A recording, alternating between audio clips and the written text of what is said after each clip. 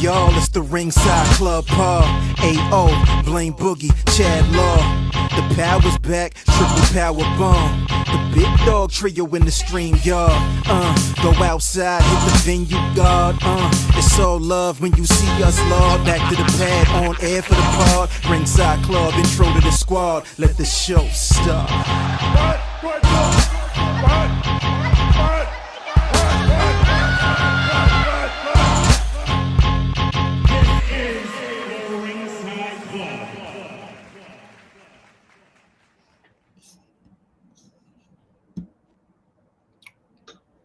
Yo.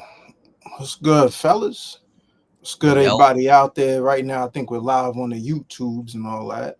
I'm going to get the X situated in a second. But right before the holidays, man, the Ringside Club, this is episode something or the other, 156, I think. 126, 156. There's 100. There's a number one in it somewhere. How we feeling, though, man? Y'all can go to the timeline and y'all can see exactly, you know what I mean, how many numbers that we have of the episodes. They'll be uploaded on the streamings and all that in the YouTube. But right now, we back with the monthly installation of the RSC. We still here. We ain't dead and gone and buried. You know what I'm saying? We still alive. PLE era. It's the It's the PLE era. It's the PLE era of the RSC right now. You know what I'm saying? Right now, we are in our quarterly. Is it quad-weekly? It's quad-weekly at this point, or monthly? Quad-weekly is crazy. I might have just created a new one, quad-weekly, if you want. Yeah, I think so. But we are in our latest episode of the RSC for December. We still alive, y'all, for the holiday season. We still talk about wrestling. We still here in our wrestling community. It's the kid, Young Adama himself, CHADLAW.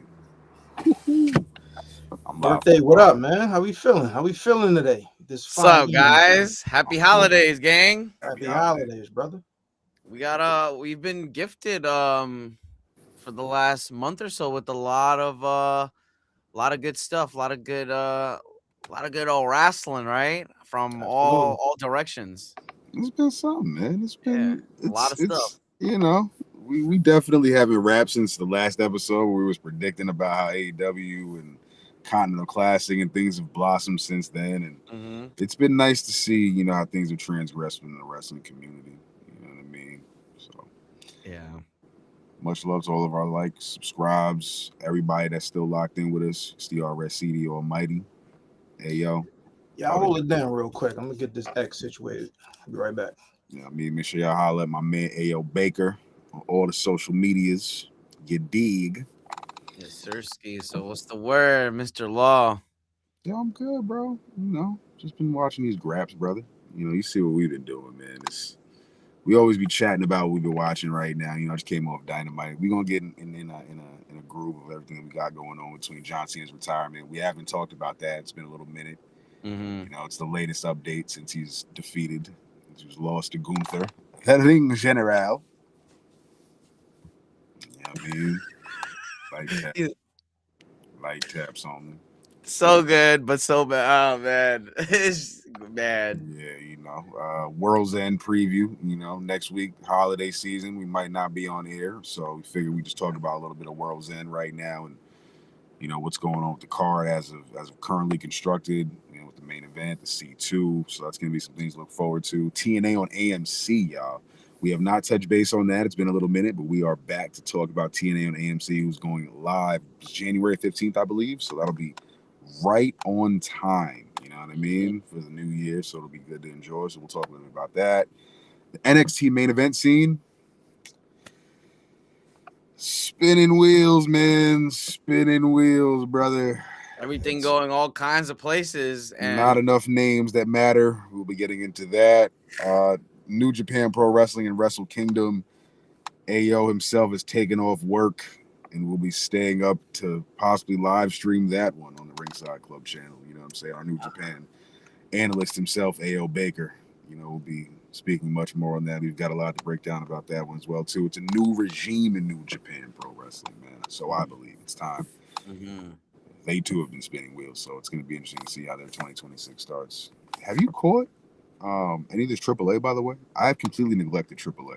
I just kind of, I don't know. There was some PLE that was on at the same time as like I think it was a paper an AEW pay per view, and I think from that point on I stopped paying attention to AAA. They put the belt on Dom, and it's just like, all right, well, now what, So, and we see him on Raw, so I'm just like, I don't know. My interest kind of faded a little bit after that, but let's see. Grande Americano, Dom, they're all on the Mondays or whatever. So that's part of the reason why I haven't really been paying attention. Hey, we were just briefly speaking about AAA, giving it some spotlights since we are the Ringside Club. You know what I mean? We got to AAA? touch base on all the companies. We haven't tapped into AAA. I'm catching the issue on YouTube, but I haven't actually sat through any new AAA. I do appreciate that Ethan Page and Chelsea Green hone in on the intergender tag title, so that's cool. And Dom with the mega championship. Right. It's cool. But you got any takes on AAA before we start the show and you get a breakdown? I'm not tapped in. I mean, you're mentioning Ethan Page. I have TNA on right now. Go. Yeah. I got TNA on right now, and Ethan Page just popped up. They're talking about the North Ethan American Page is in TNA. No. They're just doing a preview, a little promo for the North American Championship match he has with Moose next week. I think that is December 30th. Mm-hmm. No, the week after. No, I haven't seen AAA in a little bit. I know they run their shows on YouTube, but excuse me, I haven't tapped in a little bit. All right, it's all good. We just wanted to shine some spotlights. You know what I mean? Give a quick little Shouts to all the TNA faithful. Yeah, man. Hey, yo, what's up? Right now we're good, man. We're live on X. We're back live on X right now, so we're live on X. Let me hit the reset button to make sure we get this thing proper.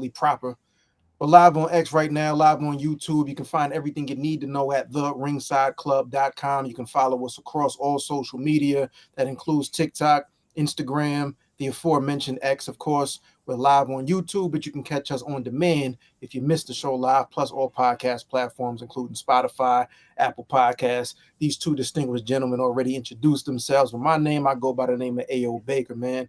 I do what I do until I'm not doing it anymore, but right now I'm really doing it. If you know. I mean, but yeah, I haven't seen any of the AAA. But I know they're definitely doing their thing. This whole partnership, I like to start out with TNA. Like that feels related to AAA because that's like, an affiliate brand, it seems like, of WWE, of course, speaking of TNA. And we were talking off air a little bit, like they got their deal with AMC. I think you said that starts the 15th or something like that? Yeah, the 15th. If I'm not mistaken, the first 2 episodes of this AMC deal are going to be live. So when they do, debut on AMC, they're going to be live, and I think the follow up episode is going to be live, which for TNA is interesting because so much of their stuff is usually in the can. Like they record 3 and 4 episodes at a time. Spoilers come out. There's just a different vibe. I always love live broadcasts because anything at any time can happen. That's that excitement. That's what they used to, I remember when Raw came out, it was like anything can happen in the World Wrestling Federation. I remember hearing Eric Bischoff talk about Nitro, and the cool thing about going live is that you just never know. It's not always going to be polished, and that's the cool thing about having a live broadcast. So it's been a while since TNA has been live, at least on a regular basis, and I'm looking forward to it, I'm not exactly sure what the terms of the deal are, but it's nothing but an upside for them as far as I'm concerned. How y'all feel about that deal, and what are y'all looking for? What do y'all think is going to happen on this first episode? I'll tell you what, like my first thoughts on it, I think it's good. I think overall, because I've heard it's like, oh, is it gonna tank? Are they even gonna have viewers or whatever? But like, I think we're entering a time period, and this thought kind of casts like a wider net, but the TNA deal is really like the catalyst to the thought. But like just wrestling and pro wrestling and sports entertainment is bigger than it's ever been. So like it's kind of like when a genre of music gets hot, like you're down to hear any new artist, or even if they're like, we're in the era of also niche, you know what I mean? That's why I feel like a lot of different superstars and pro wrestlers get popping because they they focus on like a really niche thing. So, now you got TNA on a Thursday night. It gets grouped into like just people just wanting to watch more. Like I know sometimes I be wanting to watch more, like because I work on Wednesday, so I don't get to like a Wednesday night, so I don't get to watch like Dynamite all the time. I gotta watch it on YouTube, but like on Thursday nights, I don't work, so I'll be like, damn, it'd be cool if I could watch something. And now guess what? I got something to watch just cause I gotta, I want to watch something. I'm into the grabs and everything is overlapping on top of all that. There's TNA going into Tuesdays and it's all gonna happen. We all know it, so I think it's good. I don't know. I like it. I'm cool with it, and that's like it's gonna be successful because everything is in that direction, trending up, becoming more popular with the mainstream audience. So yeah. TNA on AMC. I think it's going to be a really nice addition to the wrestling schedule. I mean, it's already been a good one, so it's going to be a good boost. You know what I mean? To know it's going to be on television, so it won't just be a YouTube special. You know what I mean? Like NWA or some of these other shows, HOG. But it won't be as impactful if the product isn't exciting. Like, I'm looking forward to the deal, but if the knockouts division can't pick it up and finally get some steam because there's no knockout contenders, there's no real competition, there's no real heat or any like fluff in the knockouts division, there's no tag teams that matter. The X division is cool right now, but at the same time, Leon Slater is 1 foot out of the door of TNA. He is main eventing the PLE already as the X Division champion against the NXT heavyweight champion at New Year's Evil. So it's like Leon Slater is out of here. He is having a hell of a run. We can talk more about that at another time. We ain't got to go into too much of a tyrant on that one, but shouts to Leon Slater. He's having a run. So that's what I'm saying. He's out of there. He's done. He's got the Joe Henry, Jordan Grace bug. He's gone. So the X Division is there, and in the main event scene right now, it's parallel to NXT. It's like the partnership, crazy enough, needs each other because they just look like each other, minus the women's division. The women's division in WWE NXT is like out, it's just phenomenal. Like for all the flack it gets, they've got some great characters in there. They got some good grabs that's growing, great looks. Like I have no complaints with the NXT women's division, but the mid-card division, it looks similar to the X division in the sense of it's cool, but what's going to happen next? The main event scene, the same guys rotating. The tag team division doesn't exist. And then the knockouts division is just there. And then the international title is intertwined. That's basically it. That's the summary of how I feel about TNA on AMC right now. I'm just not enthused about the product like I would want to be. And I guess I'll leave it at that.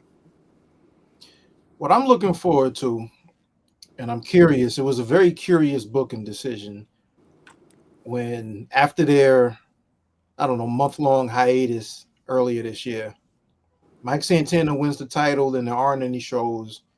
Then they come back and he immediately loses the championship to a cash-in from Frankie Kazarian. What I'm interested to see is, was their thought to hold, a Mike Santana wins the title moment for the AMC either debut or one of their key shows? That is the match that's happening, right?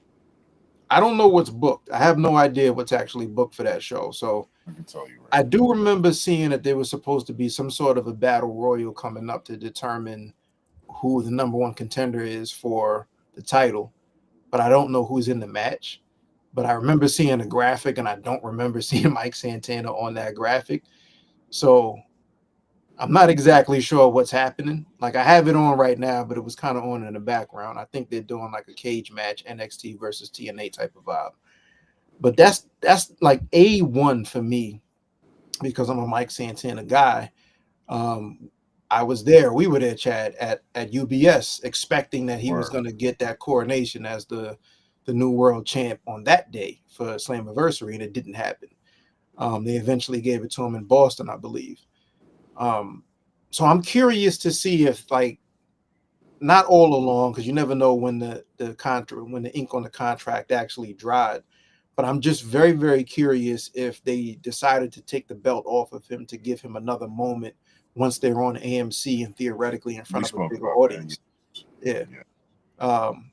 Outside of that, man, I just think like, look, creative is going to be creative. If creative isn't actually changing the network, the initials that the network, it don't really matter. Like, it doesn't matter what channel you're on. If the creative ain't working, it ain't working, or if it is working, it is working. Plus the roster, the turnover from the roster, like Joe Hendry is one of the biggest names that they had. He's over in WWE right now. You mentioned Leon Slater. There's been rumors and rumblings about Mike Santana at some point jumping ship to go over to WWE. So you see a lot of those names that they take a lot of time and a lot of TV time and a lot of money to actually build up, jump ship to go somewhere else. If that happens here, I don't think it matters if they're on AMC or not. Your stars need to be stars, your creative needs to be popping, and if neither one of those are working, doesn't really matter. TNA feels like developmental, which I guess for what it is right now, you got to take yes and no, right? Yes and no, because they also have a large chunk of their roster. Like the people that move tickets on TNA are the Hardys. Ain't nothing developmental about them. And they ain't losing them titles anytime soon either. So I agree. I got it. I feel like the title defenses. Kazarian has a title defense on Impact, likely January 1st, a battle royal to determine his next challenger, with the title defense to follow on that next show, the 15th. Yeah, that's the roster. Did they mention who's in that battle royal? I don't believe so. Interesting. Yes, if Santana's not in that battle royal, I'm not sure what we're doing. And then automatically Santana versus Kazarian at Genesis, providing that Kazarian's still the world champion. So Kazarian, the 17th. So Kazarian will still be the world champion tentatively going into the first AMC show, and it will not be Mike Santana. But why not put that match on the first episode of AMC? So essentially, yes, I've just pulled the trap door on everything you just said. Unless I can see if they're thinking about using that first episode to build, like they're in front of theoretically to build the Genesis. Yes. Yeah. So okay. But all right. And Genesis was one of the highest rated TNA pay-per-views of all time. It still is to this day. All I'm saying is just give my man a run. I just want to see Mike Santana with the title. Yo, we'll put him in some dope feuds. Will Mike Santana versus Frankie Kazarian for the TNA World Title sell as much as Kurt Angle versus Samoa Joe in 2007? I mean, that's not even a fair comparison, though. That's not a fair comparison. I'm messing around. I know. You know what's really happening? Even the way they're building it as it's Genesis. Even the way they are tweeting, I'm looking at TNA, like they hashtag WWE NXT, and I'm just like, it's kind of like what you said. They're just like sort of developmental, and I wouldn't say that, but they're creating like another buffer for a lot of these stars. That's a good way to put it. Another buffer. Yeah, just another one. You know what I mean? And I think we've seen within the last year, like the crossover between NXT and TNA week after week after week after week after week. So it's just like, all right, they tested it, they conceptualized it, proof of concept, and now WWE is gonna help out on AMC on that end, and they'll find their way to take over, and they're just gonna do that by the influence of their stars, who are automatically just gonna draw just for them showing up on AMC, which is gonna bring them back to USA and Netflix and. So it's kind of crazy because, it's just happening right in front of us. It's very obvious, too. Like, Santana is fired up and ready to take down Team WWE NXT, the little icon and everything. Watch TNA Impact on TNA Plus. Like, they got this all, like, laid out perfectly. The pipeline is there, guys. They do. I agree with you, bro. It's another developmental, but it's really just the buffer. Well, since we already right here, we had 20 minutes. Let's pivot into the next topic of NXT's main event scene. We won't go into too much into NXT talk. AR, I don't know if you're caught up with NXT. You know I Come on, man. Clearly, just turned into New Japan AO. He's about to speak Japanese. You're going to catch out right now. Clearly, this is the point where I'm going to lean back and just sip my beverage, Yeah. It's a little bev. I'm going to turn into producer AO for the next 15 All right. So, I'll pit stop right here. Thea Hale finally won the Women's North American Championship. I did see that. I saw the clips. Yes, because that on is accident. that's all of the hysteria that's going on right now on the internet. So let's make it a hot topic. We'll talk about it. I'm cool with it, yo. Like, it's actually the referee did his job. Like, the referee was actually competent. I feel like if this was Bryce Remsburg or Aubrey Ed, it would have just been the stop. And Come on, that's not fair, bro. you know what I mean? I don't That's want a not pot fair. shot. That's not fair because how many times have you seen referees like it's more the Edith and of the actual company at that time? Like what I was reading about this, not to cut you off, I ain't gonna go long pause, but what they say is at certain times they tell the referees, every referee in the company, in any company everywhere, to either call it like a shoot, or I'm going to tell you what the finish is supposed to be, and you have to stick to that. So that's when you see referees count the 1, 2, and then hook it, whether the shoulder is up or not. That has nothing to do with Bryce Rensburg or Aubrey or any other referee. That's specifically what the company is telling them to do. Let's be fair. Let's call a spade a spade. Well, the referee here, I like the fact that he kept the count going and he just rang the bell and just said, "Hey, you know what? You won. Like, this is what happened. That's all we got." Like, I appreciate. Like, I was like that little bit. Like, I actually appreciated that. Like, he is surprised it with the NXT face. You know that. Yeah. The NXT face is hysterical. You know what I mean? Like, so was the it surprise look? Blake essentially got her elbow up at the right. I guess she just miscalculated the time, or she was just zoned out, or I don't know what it was. But I think I'm done. with you too, man. It's done. What's done is done. Thea Hale's the new champion, and if anything, you just created some spark. So now just have Thea run around a little bit. Run around with the belt for a little bit, a couple weeks, then have Blake win it back. Yes, it might have pushed some plans back, but at the same time, Blake Monroe and her title reign was nothing spectacular out the gate right now, anyways, to be like, yo, yeah, she should have retained and then just feuded with Jordan Grace again. It's just like, yo, dog, like, this is actually cool. Like, no one saw this coming. Interesting, right? Like no one saw this coming at all. A fortunate accident if this was an accident. Honestly. Yeah, I think like I haven't been tapped in to know whether it's been interesting or not, but to me, like I would build this as like, yo, this is the one person that she can't beat right now. And have Blake Monroe like just kind of throw roadblocks in front of her, but as a heel, you see her like kind of stumble and not be able to beat Thea Hale. And then finally she does underhanded tactics, whatever you want to do. But run this for the next month or two. Just have fun with that. Of like having the best way I can summarize it for you, since you are familiar with Blake Monroe, is like take her AEW world title reign, and then just imagine like Red Velvet popped up and scored the botch pinfall and beat her to become the women's champion, and then like everyone is just like, yo, that's actually cool because the title reign outside of Toni Storm wasn't really memorable anyways. So like, yeah, well, sure, why not? This is what every reign needs, man. Like you need the believability. You need at some point somebody to believe that you can be beat. That was fly. That's why I was like, I'm actually rocking with this. Actually, like, I know the internet's tearing it up in the botches and like, yo, Thea Hale doesn't know what she's doing. And you mean wrestling fans are being corny? Yeah, you know what I mean. Like as per usual. As soon as you open a timeline about it, so it's just like I actually watch NXT, yo. So I was like, you know what? I rock with Thea Hale. This is cool. She had nothing to do. If she lost, she would have been at the back of the line anyway. So it's just like, yo, actually, that's cool. Like, make Blake Monroe, like you said, just be like just psycho right now. Like, yo, this was the edge that I needed now. Like, you know what? I slipped up. I want my belt back. I'm wilding until I get my belt back. Like now I have some interest. So yeah. That was cool. Then we'll talk about the main event scene. So NXT main event scene. Trick Williams is nowhere to be found, which is telling. I don't know how to take this, but I think he just pops back up and has another match with Obafemi, and there we go.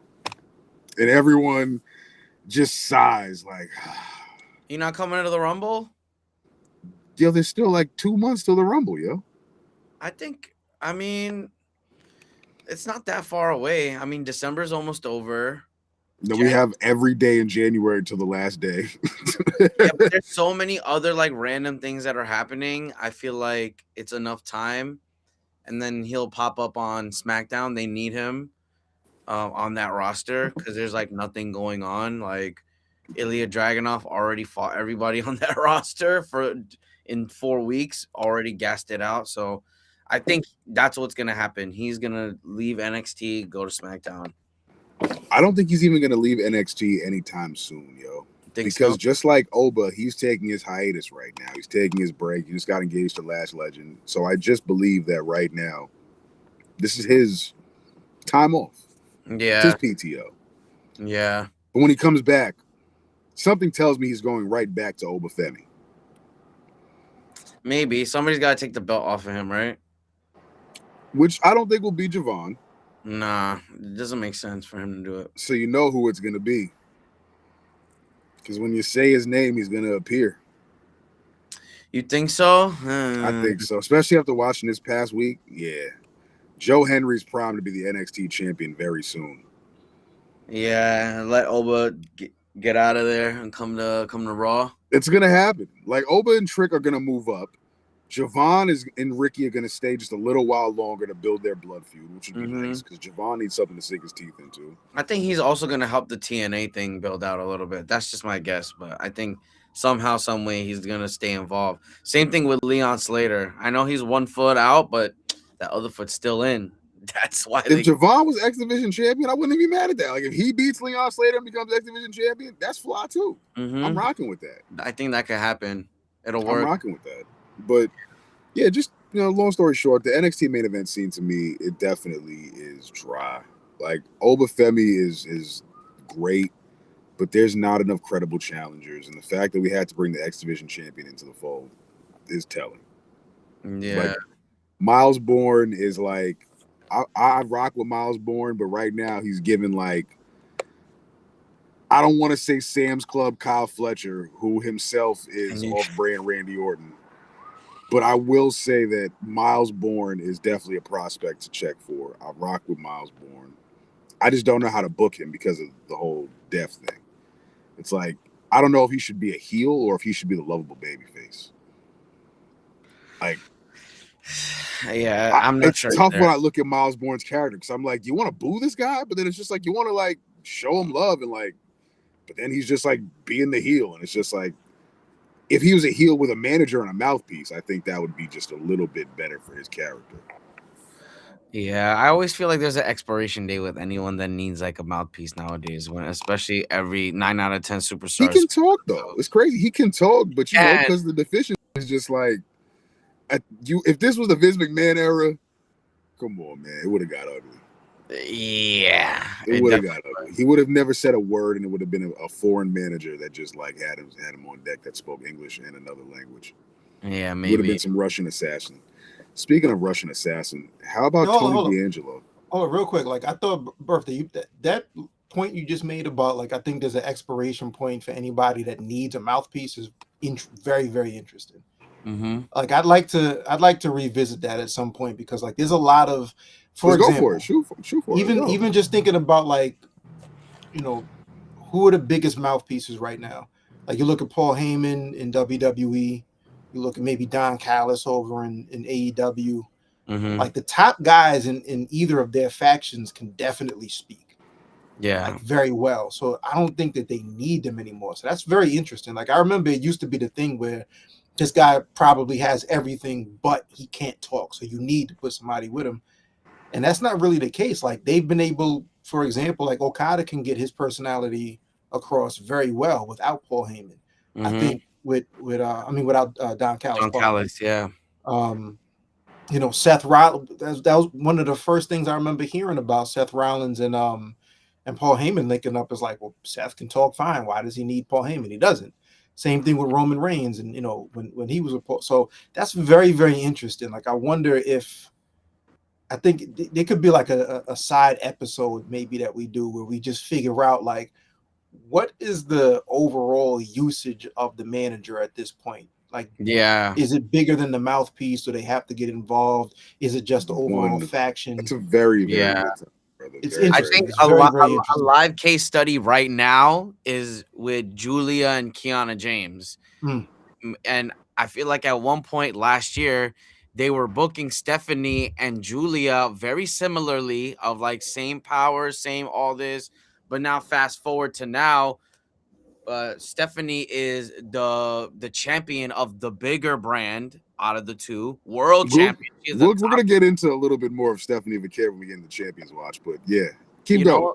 She's the top champion, mind you. She has no manager, but she doesn't speak perfect. She just shows up and does this, and that's it. And then I will show you who like just real slow, nothing crazy. Toda la familia. That's it. But then Julia, she got Kiana talking for her on SmackDown. It's like, yo, Kiana, who you talking to? And it's just like, but already. You know what's crazy? Because Kiana is some gun smoke, Kiana gets the reactions. People rather Kiana than Julia. They're like, yo, Kiana's some gun smoke. She could talk. She looked good. Like, I'm down to rock with Kiana James. And then Julia, it's just crickets, which is crazy. Because it's like, if you know her rapport, you know her rapport. But it's like, wow, like that's how Julia gets treated on SmackDown. It's just like if she was on Raw hanging out with the Joshi crew with Asuka and Kyrie, like if they was in their own world, that. Yes. Joining the Kabuki Warriors. Like if they was a whole unit. The Kabuki Warriors would be some gas. Damage Control would be if insane. That's the new Damage Control is EO and Julia and all of them. That's some gas right there. I love that. I could roll with that. But instead, they gave her Kiana as a manager for her to do something because she's so fake hurt. And now I feel like it's not working out for anybody. Maybe it is, but for me, I'm not interested in Julia. I'm more interested in Stephanie, and I pretty much were introduced to them at the same time. More or less, like on like the wider spectrum of things. So, and I think that's a result of Stephanie not having a manager and Julia needing a manager. Like, what else? Even with this topic right here, Paul Heyman is truly the best example of this. Like, I almost feel like he has no expiration date, but he's going to have one with this particular set of individuals. Because right now, if you take Paul Heyman away from the vision, this looks like the other guys. This looks like the movie with all like the random B-list, like kind of guys. Yeah. It's just like, yo, I didn't know this guy and this guy linked up to do a movie.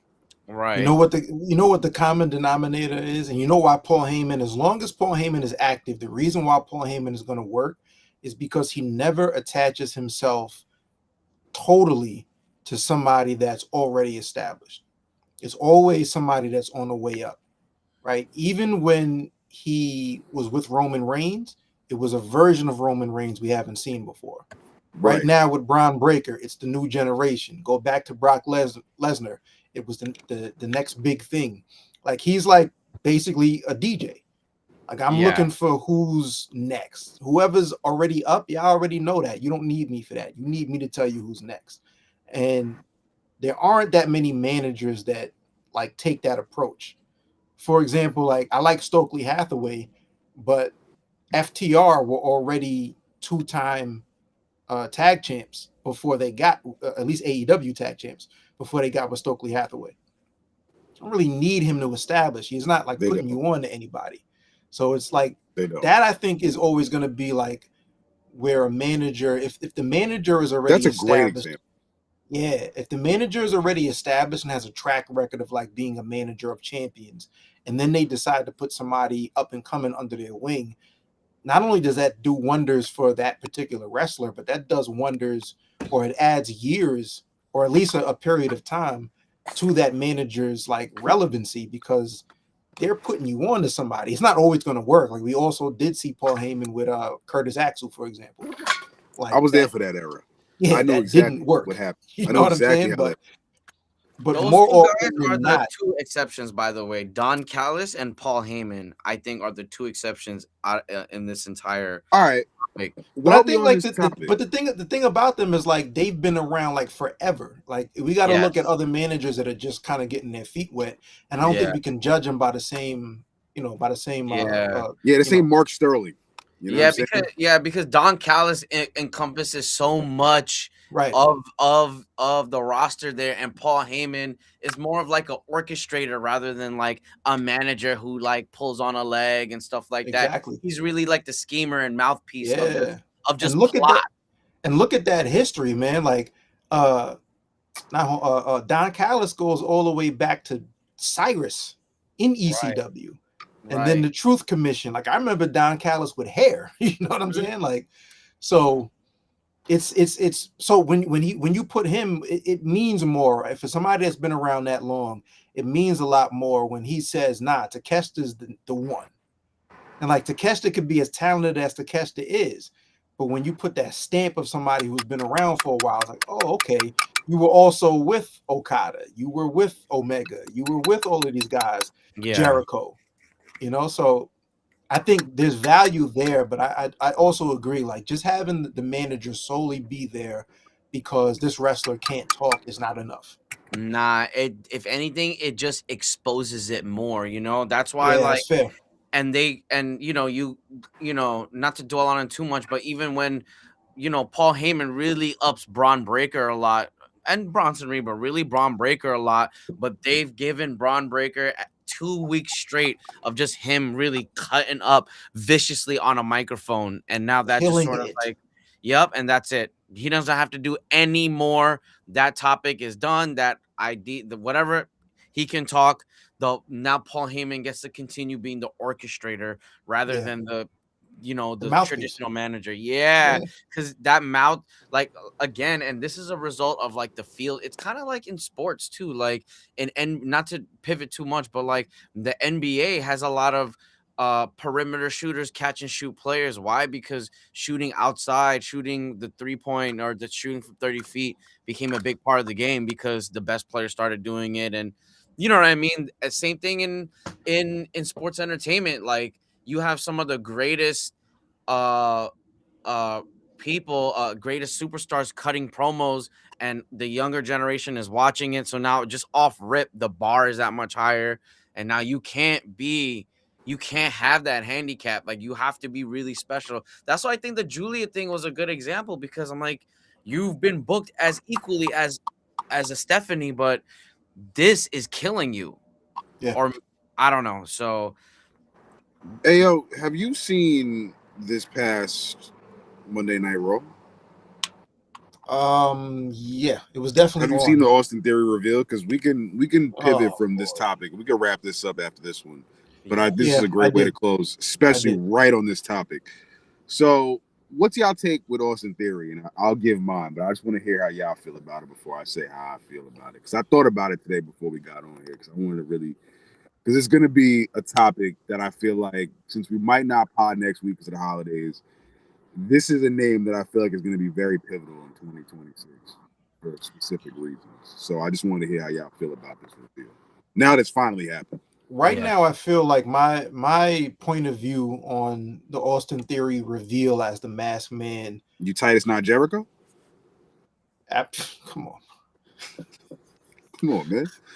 Thought it was everybody thought it was Jericho, man. Yeah, nah, I definitely thought it was like everybody thought it was Jericho. Who else we thought it was? Man? I'd like to see Jericho come back because I like the legend retirer gimmick that Gunther has right now. Oh, we'll get into that one. There you go, brother.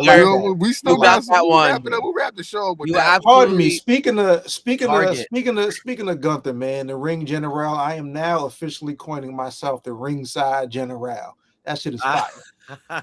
In 2026, I'm gonna take over and be the Wing General. I'm going to all the wing spots and getting the wings. The best wings. We going in the spot with the robe and the theme song. And saluting. That's pretty fire, actually. Wiping my feet at the entrance of these chicken places. Yo, dead ass, like we was talking off air about what we could do for the brand.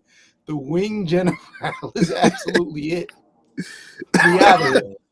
We out of here. We gonna figure it out. Oh man, but man. So yeah, Austin Theory. Austin Theory Masked Man reveal is pending. You know what I mean? Like, I think Austin Theory. A lot of people say Austin Theory has everything. And to me, it's like Austin Theory is good. I don't know if he has everything because I've never been like really that interested in Austin Theory. And I don't know that this does it either. Huh? No one really has. I can't say that because there's been a lot of people that have been like watching him like from Evolve days, if I'm not mistaken. I think that was where he like first popped up on the radar. Yes. That look at Austin Theory is like, oh, he's like got every tool in the toolbox. He has everything you need, both on the mic and personality. Young guy, looks good, all the moves, da da da. And for me personally, I'm like, I see Austin Theory, and first of all, the comedy act tag team didn't help. Like, I think that was cool for the time being, but him and Grayson Waller. Oh, you thought that was it? You thought that was the one? No, I didn't think that was it, but that also didn't help. That didn't help. What's the difference between them and the Acclaimed? What's the difference between that and cashing in the Money in the Bank on the U.S. title and failing? Well, no, that's awful. That's just bad. That's but just bad. This is all part of it. This is all part so of it. I think like it's pending. I can't judge it yet. I see the reveal and I'm like, all right, cool. I've seen Austin Theory for some years by now. I don't get moved by him taking a mask off. So I'm curious. Like, he shaves his head. Like, I want to see like when he gets on the mic, or is he really part of the Acclaimed? I mean, the Acclaimed, part of the Vision, or is he not part of the Vision? Like, is he on his own? Sidebar, that might have actually been more interesting if it was Austin Theory that wanted to join the Acclaimed, and that was the trio that teamed up. Austin Theory is out here scissoring. But I'll get to that. It was my point a little later on. I don't know. Like, it's just grade pending for me. You know what I mean? It's grade pending. I had a feeling already. I'm actually surprised that my feeling actually came through. For me, it was between Austin Theory and Montez Ford. I would have really loved Montez Ford. That was the other one. I would have absolutely loved that, but it's okay. They probably have other plans. I don't know. They can't break up the tag team. Oh no. Let's not get it confused, birthday. They have no plans for Montez Ford. Yeah, I know. They have nothing. But whatever. It makes no sense. Zero sense. Montez Ford. Remember that guy? Yo, the fact that they said it was Montez Ford let me know that, like, yo, we haven't seen nothing from Montez in weeks, because that's what y'all first thought Montez Ford was doing. Damn. It'd be great if he did something with Bianca. But anyway, I like that it happened, because, bro, if they could put Grayson Waller week to week with the New Day, I mean, not for nothing, bro, I'll take Austin Theory over Grayson Waller. You know what I mean? And they got Grayson Waller on the TV every week. Austin Theory does look good, Paul. You know what I mean? He has a good physique. He can probably ball, but hasn't had the right opportunity. But here's the thing. I like this because he has existing there's a history with him, like the fail Money in the Bank, the LA Knight stuff. Whether it was bad or good, it doesn't matter. It existed. The segment was filmed. It was executed. It exists on YouTube. It's just gonna draw more attention. Like, yo, let me peel back on Austin Theory real quick. Let me see what's his story. You know what I mean? And now that just rejuvenates him. And now just comparing him, and now that gives him, you know what I mean? Like, I see that's the route that they're taking at this point. So I like it. I'm a fan of it. I think it's gonna work out really, really well, bro. And it's gonna help I don't want to say cushion the booking a little bit, but it's gonna make the booking a little bit more there'll be some more variety in it. You know what I mean? Tired of seeing just Bronson Reed and Braun Breaker, and then whatever villains that they rent out week to week. You know what I mean? Like that. They rent out is mad funny. Yeah, bro. Rent a villain. Yeah, they rented Drew McIntyre and Brock Lesnar next to, AKA the Don Callis family. Rental. I hope Theory stays there. It's gonna be good for him. They got Grayson. I appreciate your optimism, bro. I like the optimism that you have for this. I will say they should. Here's the question: like, yes or no? Yes or no? Here's the question for both of y'all: is he definitely and definitively with the Vision or not? Yes. Birthday, you say yes. Chad, you say what? Yes. I say yes, because he has nothing else to do. And here's why. This is sink or swim for Austin Theory. Like, I'm convinced. Like, I haven't taken any other thoughts. This is just me gathering my own thoughts for RSC and 60. This is sink or swim for Austin Theory, yo. Man's, like we said, came from Evolve. He's now, like, what did he do? He jumped to NXT. He was in NXT. He was a cool guy for a bit. It worked. He jumped to Raw. He was with Seth Rollins. That fizzled out. He went back to NXT. He was a comedy guy. Then he goes back up to the main roster. He's the money. He's pretty much being Vince McMahon's protege. Definitely torched him. Like, that did him no good. Like, that definitely ruined him. The golden egg that we never post prime Vince was no good. Yo, the golden egg, the ass off with Bobby Lashley, I forgot about that. That's what I'm saying. Like, walk with me. So it's like you got that that's on your jacket already. You got the ass off and the golden egg already on your jacket. This is pre AEW. This is in the mix of AEW. This is like prime beginning AEW. You having an ass off with Bobby Lashley on Raw with a golden egg from Vince McMahon in your possession. You're already flagrant. You're already out. This is who Austin like. You got hold on, but let me finish. Yeah. You go from that to back to NXT, back to the main roster, in a tag team with Grayson Waller that does you no good. Now you're off TV. Now you're back with the Vision as the bald-headed bad guy. You know what happens next, fellas? You know what happens after you do the multiple up and down run from the NXT to the main roster, to NXT to the main roster? You know what happens next, fellas? You know what's going to happen?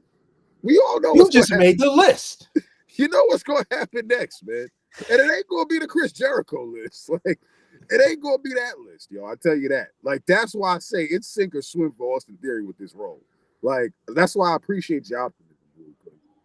If this don't work, he will be at GCW Homecoming 2027. I'm positive. Austin Theory will headline against Effie. GCW Fight for Your Rights 2027. WrestleMania weekend. Austin Theory. Book it, Dano. That's why I say this got to work. It will. It's got to work, yo. Like, it ain't the most interesting story. This ain't the Dangerous Alliance. This ain't that type of fun. This is just Paul Heyman and the other guys right now. So, like, until Seth gets back, this is what we got. And Austin Theory, he's gonna be forced down everyone's view for the next 6 months. That's why I said, like, this is gonna be a pivotal year for Austin Theory, because we're gonna see the forefront of Austin Theory like everywhere for these next couple of weeks. And it's crazy because it's like he's not like getting Roman Reigns like babyface, suffering succotash, turn him heel. It's easy. It's like he's a heel that we already grown at. They're already like, oh God. You know what I'm saying? Like, he ain't gonna make us want to get sympathy for him.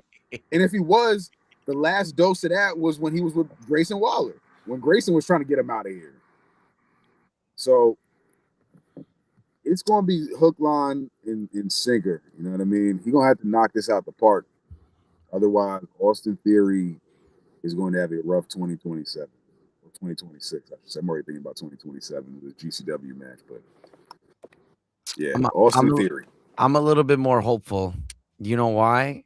Because I think his experience, and just like how long he also takes care of himself and stuff like that, all that is gonna work in his favor. And he's feuded with some pretty major stars already, and I think that's that expertise, just the same way you bring a veteran onto any squad, like that type of acumen. You can't teach like this. John Cena, Seth Rollins, Bobby Lashley, Kevin Owens, Montez Ford, Angelo. Yo, he beat John Cena at WrestleMania, and nobody gives a damn about that. Rey Mysterio, Edge, AJ Styles, Finn Balor, like The Miz. Like, he's capable. That's the point. You know what I mean? Like, there's stars that won't even get that opportunity, but he's already gotten all that. It's under his belt. I think he can make it work. I think if I had to bet, I think he'll swim. All right, take your word for it. Yo, you mentioned that Cena match that he had to make. Is that Mania? Yes, that was that was an opening match, bro. 39. No favors, because let's remember how John Cena, let's remember the Cena promos leading up to that match. Yes. If I beat you, you lose. If you beat me, you lose. What is he supposed to do? Lose. Like, what is he actually supposed to do? So there's moments like that where it's like, you know, this is much more creative in art than sport. So if it ain't written for him, it ain't gonna work. But if he's as talented as a lot of people peg him to be, then I think at least there's a chance that something that they're working on right now is actually going to work. But it's all about the follow up. Like It definitely is all about the big reveal. You know, there was. I was actually surprised they did it then. That felt like Me the type too. of thing that WWE was actually going to just like roll out longer. Like we're not going to get that until like, you know, January, and then all of a I sudden listened like to. we get it Damn, I then, just and it's thought like, about who we're gonna all get. I right. just thought about a book. Do you believe the crowd didn't know that it was Austin Theory, or do you just feel like half the crowd was just like, "Oh, it's Austin"? On the night, as soon as I saw him on camera, I knew it was Austin Theory because he did the worst job of actually really hiding his face. It was the best reveal since Daniel Garcia, yo.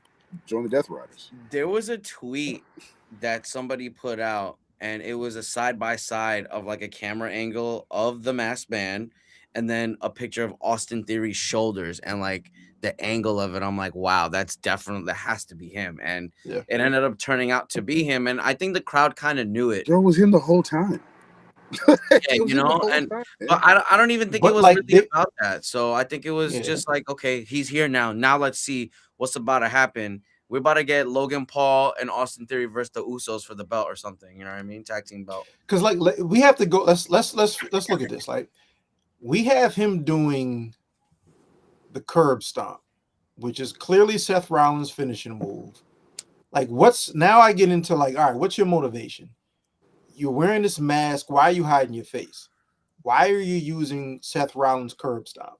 Why does nobody on or in the vision? Why is nobody in the vision actually on the same page as you? They don't know who you are. Why is that?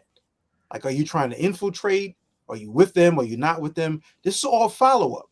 There's a lot of questions. Like that reveal only puts more questions into the world than actually actual answers. I think it's a good callback. I think this will go back to his affiliation with Seth Rollins and AOP.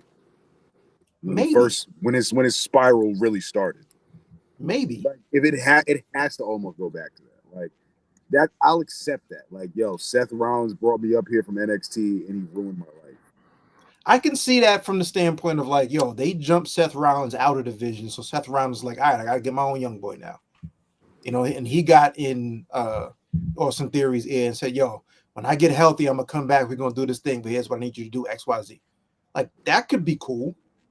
It's That you know what I'm sounds saying? so Like fly. we have This like is a little exactly what Paul Heyman wants, by the way. He wants it to be like where nobody's paying attention and he just enlists, like he's dark side, bringing in random villains who really don't care to be associated with each other as long as their agenda gets fulfilled. You know what I mean? yeah.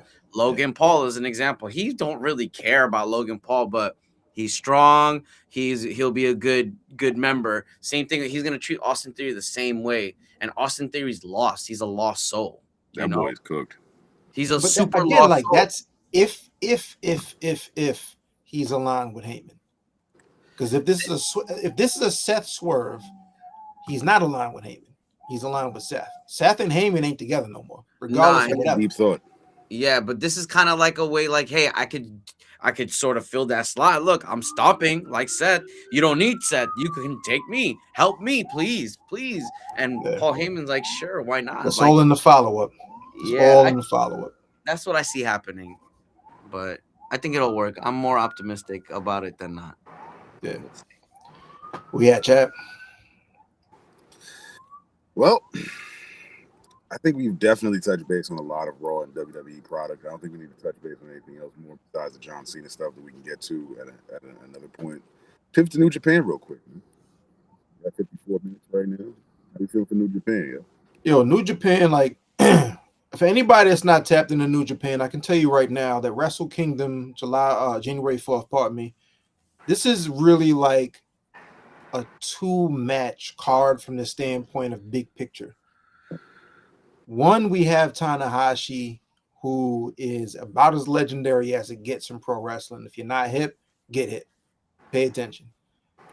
Tanahashi's retiring. This is his last match. It's going to be against Okada. Their rivalry is as ill of a rivalry as it gets in pro wrestling, so it made perfect sense. There was only like maybe 2 or 3 people that it would make sense for Tanahashi to retire against if it wasn't going to be somebody on the come up. It would have been Okada. It could have been a couple of other names, but Okada makes perfect sense because they're perfect rivals. So that's one half of the 2-match half where you're getting the chance, just like we did with John Cena, to get a send-off for somebody who really held that company down. If you know the history of New Japan, there were dark days. Like I forget the number of Wrestle Kingdom, but there hasn't been a Wrestle Kingdom so far that Tanahashi has not wrestled on. And he's main evented at least half of those, if not more. So it's that level. This is like, think about it. If you put into the same perspective of like the way you associate the first like 8 or 9 WrestleManias with Hulk Hogan, Hulkamania, and WrestleMania ran parallel. It's the same thing with Tanahashi and Wrestle Kingdom. Or like the Taker matches. No, but even before that, like from the actual origin of that particular event, like we know Wrestle Kingdom to be their big event now. Wrestle Kingdom, like Tanahashi was already a world champion at least twice before the first Wrestle Kingdom. Yeah. But New Japan was having like tough times. This is like maybe mid-90s WWF where it's shaky. And then let's put everything on this guy's back, and it worked. And then by the time like Okada came around, he was like clearly the already established guy. This is the guy. And he basically did for Okada what Ric Flair did for Sting. Made him. Immediately. Made him. So that's one half, right? There's the opportunity, like the actual quality of the match doesn't even matter. It's like Okada's a guy who's been around, he's beat to hell. Like he has no knees left. It goes straight from hips to feet. Like he has no knees at all. But I think they're going to be able to put a good match. Sidebar, nice little trivia fact. I think he's wrestled more singles matches this year in his retirement year than any other year in his career. So that tells you how serious he's taking this. So that's one half. The other half is right now the current IWGP, their world champ, is Takeshita, Konosuke Takeshita. And he's going up against a guy by the name of Yota Tsuji. And why that's significant is there he's really is gun smoke. He's some gun. I've been checking him. He's been making the rounds. Like he's trying to beef this up. Like like on some like Tyson, on some Mayweather. Like he's like it has to be that ish right now. He's like, it has to be that. The reason why that's significant is like, man, like Tanahashi everybody has either retired or left that was an established main event act in New Japan. Like Okada's over. I mean, Okada's over in AEW. Omega's in AEW. Like Jay White was a world champ. He's in AEW.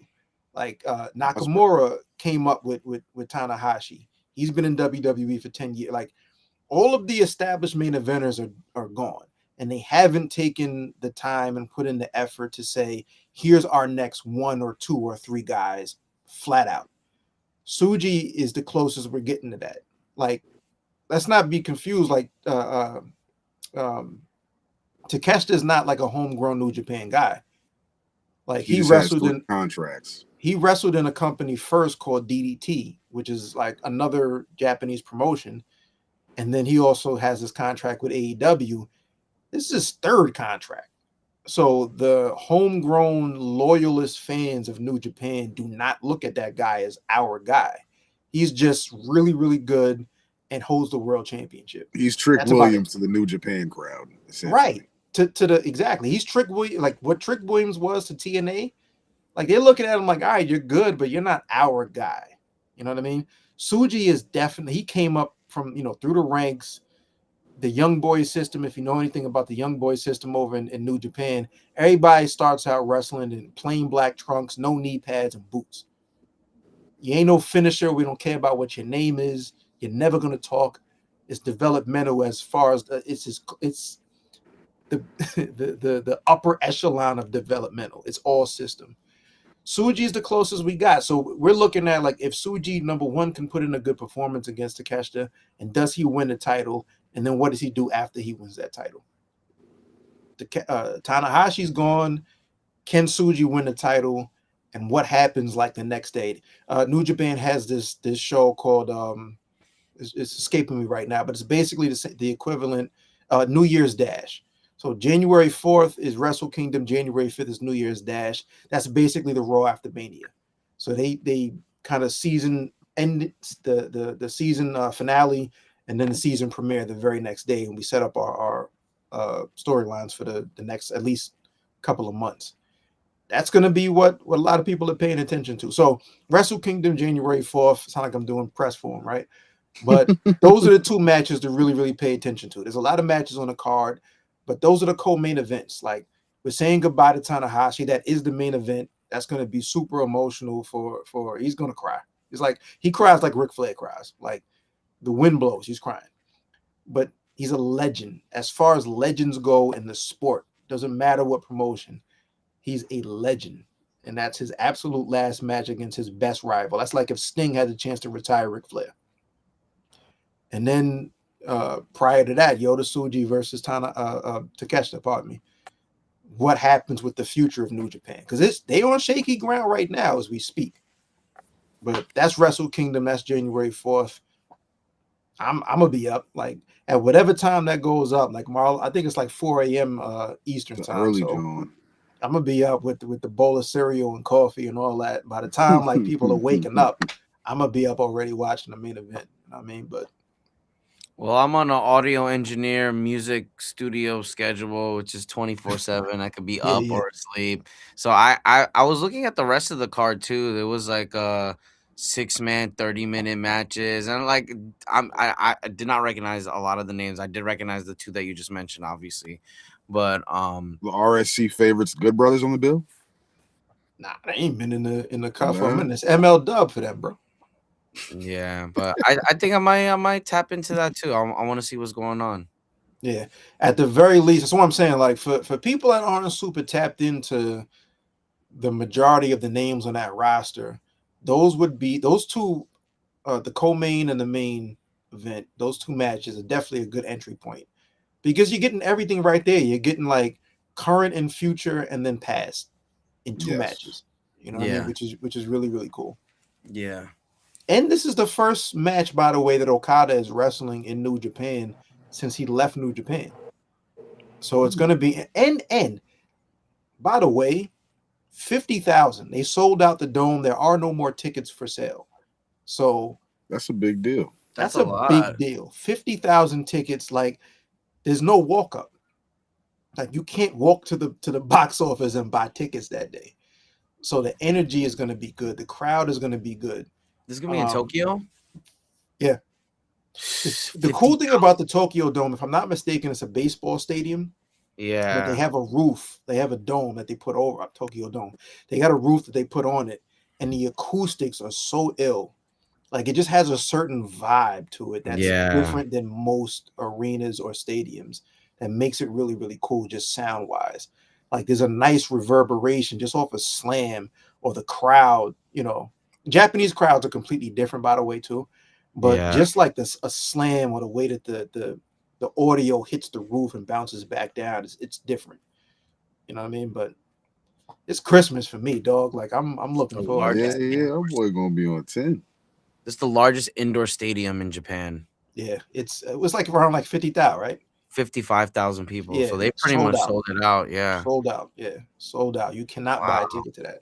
Wow. So yeah, if nothing else, man, I suggest y'all tap into those two main events. But don't sleep on the rest of the card. I don't have it in front of me, but you know, they got some talent there for sure. Mm-hmm. That's the New Japan section, the RSC. You know what I mean? Make sure we cover all bases.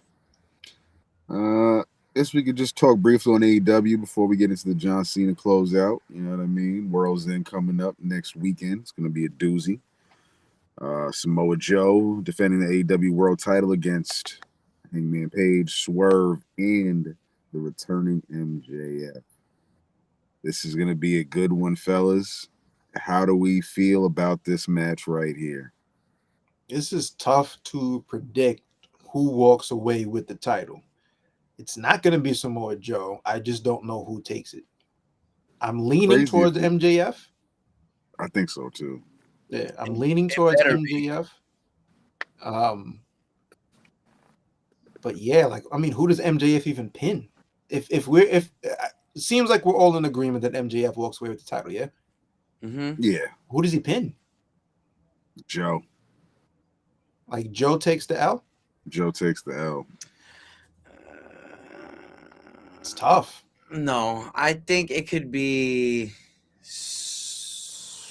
I want to say Adam Page for some reason, but this is tough because this isn't one of those AEW World Title Fatal 4-Ways where it's just like Jungle Boy, Sammy Guevara, and MJF. It's like you know who's taking a pin there. Anyone not MJF. you have two guys that have held the world championship twice already. Yes. You have one guy that's held it longer than anybody else. You got Swerve in there. So these are all bona fide main eventers as far as the AEW main event primo right here. Yeah. I take it back. It's gonna be Swerve that takes the pin from MJF. MJF beats Swerve. Yeah. Okay.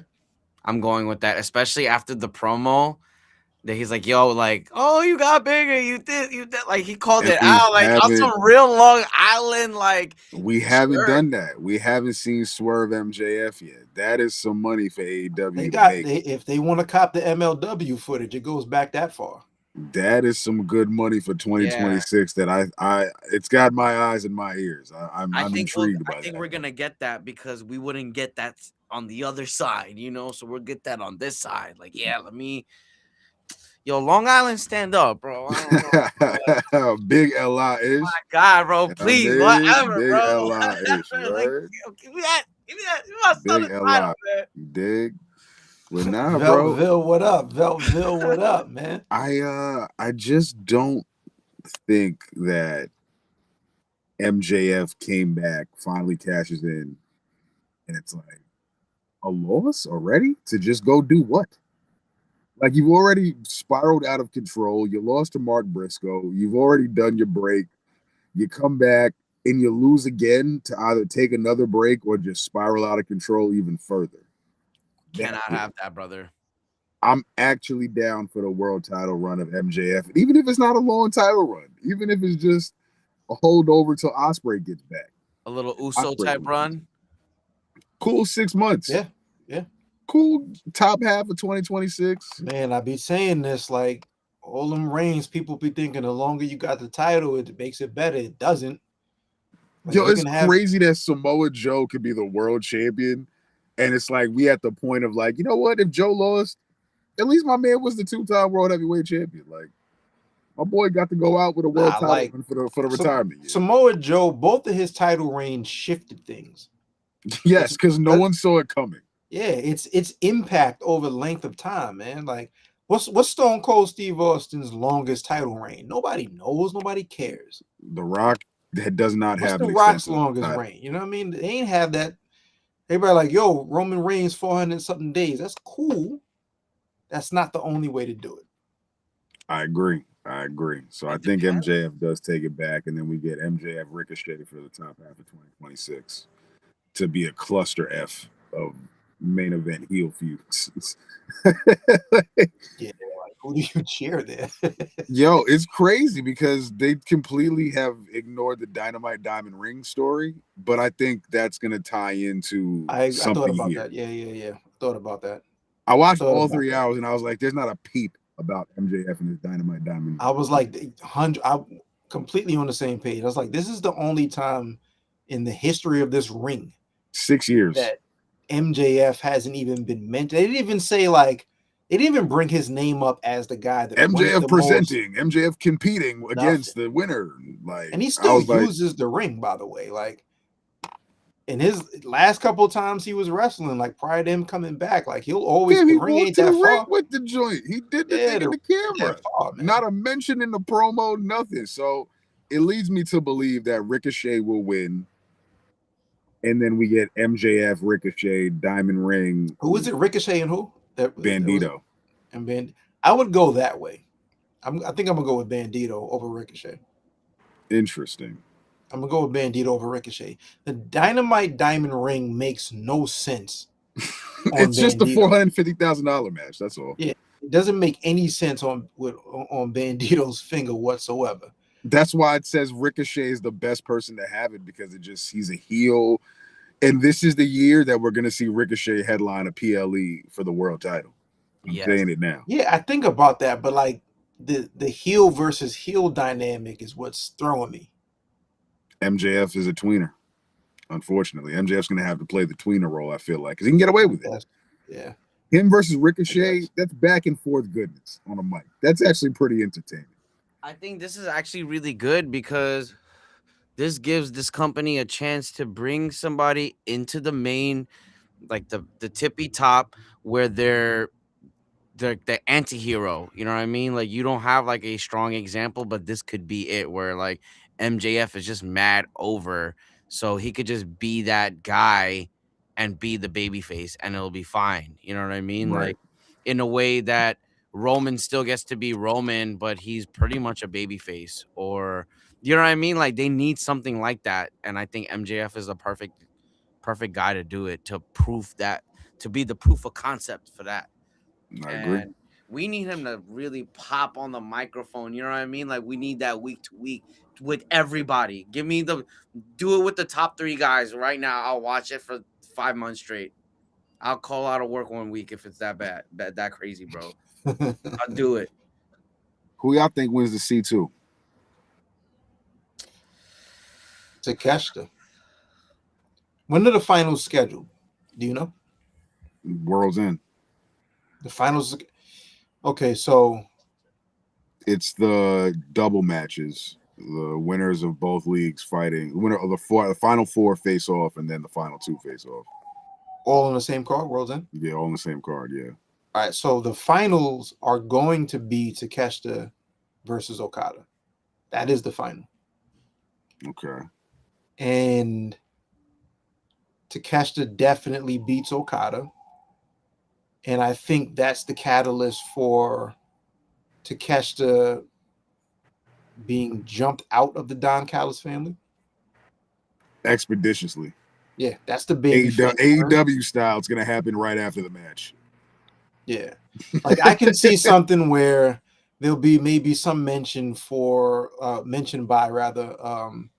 Don Callis, like, do this for the family, like Okada, and he refuses, or there's some help that comes out and he refuses, or there's some sort of Don Callis just takes the belt and is just like, it's still with me, and Takeshita's like, nah, it's actually with me.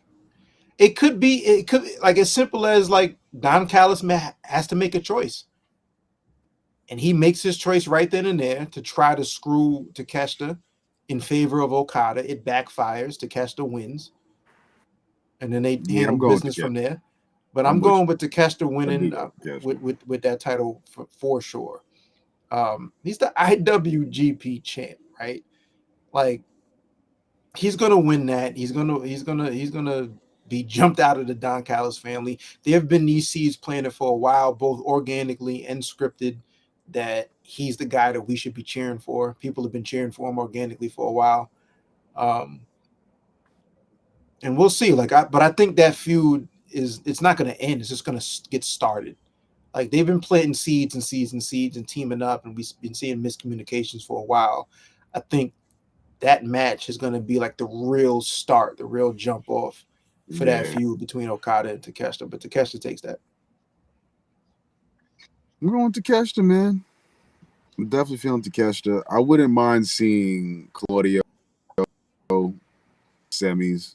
I think he'll make it to World's End, but he won't win. Yep. And yeah, there's really no other way. Like, this tournament was just built for Takeshita to get here. Yeah, I will say they've been putting on some really crazy matches. Yes. So I think that's like the biggest time of the year with AEW, man. Yeah, it's the biggest plus. And there was like a little promo. I don't know if it was a backstage because I watched it after the fact, but like Moxley was like, "Yo, this is what it was supposed to be about in the beginning." Just like, yo, no bullshit, no Yeah, I saw that. distractions. I saw that. Yeah. And I'm like, yo, like I get it. This is what AEW, like stuff like this is where this product is supposed to like shine and really take strength within the industry. And Yes, I feel like sir.